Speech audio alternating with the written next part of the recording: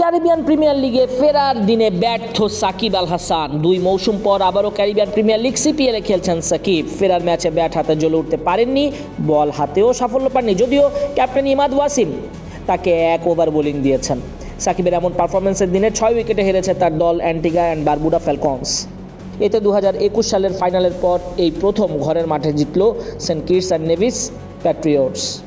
Saint কিটসের Warner পার্কে আগে ব্যাট করে 17.1 ওভারে 121 রানে অল আউট হয় বারবুডা।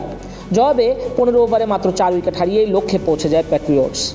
রান তাড়া করতে নেমে এভিন লুইস ও আন্দ্রে ফ্লেচারের ব্যাটে ভালো শুরু পায় সেন্ট কিটস। ইমাদ ওয়াসিম প্রথম ওভারে মাত্র 3 রান দিলেও পরের 2 ওভারে জেইডেন সিলস, মোহাম্মদ গাজানফার দেন 30 রান। পরের ওভারে সেন্ট কিটসের উদ্বোধনী জুটি ভাঙেন ওবেদ ম্যাককয়। বাঁহাতি পেসারের স্লোয়ার মিড অনে সাকিবের হাতে ক্যাচ দেন 13 বলে 25 রান করা লুইস। 3-এ নেমে ভালো শুরু পান কাইল মায়ার্সও, যদিও তাকে বেশিক্ষণ টিকতে দেয়নি রাকিম কর্নওয়াল। পাওয়ার প্লে শেষেই মেয়ার্সকে ফেরান তিনি। ডানহাতে অফ স্পিনারের ভেতরে ঢোকা ডেলিভারিতে বড় শট খেলতে গিয়ে লাইন মিস করে বোল্ড হন 8 বলে 15 রান করে। রানের খাতা খোলার আগে একই ওভারে রাইলি রুশোকেও ফিরিয়েছেন তিনি।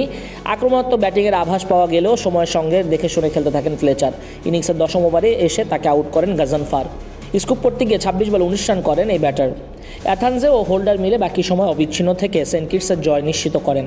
অ্যাথানজে 37 ও হোল্ডার 18 রানে অপরাজিত থাকেন। এদিন ব্যাট হাতে সাকিব আল হাসান দেখে শুনে খেললেও রান তোলার চেষ্টায় সালাম খিলকে ছক্কা মারতে গিয়ে লং অফে ক্যাচ দেন সাকিব। 16 বলে 11 রান করেন বাঁহাতি এই ব্যাটার। মূলত সালাম খিলের অনবদ্য পারফরমেন্সেই বারবুডাকে হারের মুখ দেখতে হয়। সালাম খিল 4 ওভারে 4টা উইকেট শিকার করেন, আর এতেই বারবুডার ব্যাটিং কলাপস। সাকিবদের পরের ম্যাচ 17 তারিখ।